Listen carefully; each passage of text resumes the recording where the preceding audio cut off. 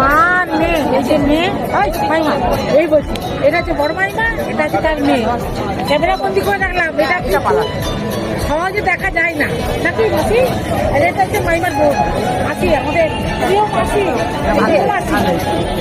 আর এটা হচ্ছে মাইমা, দেখে চটি দিচ্ছে বালা বালা ভালো।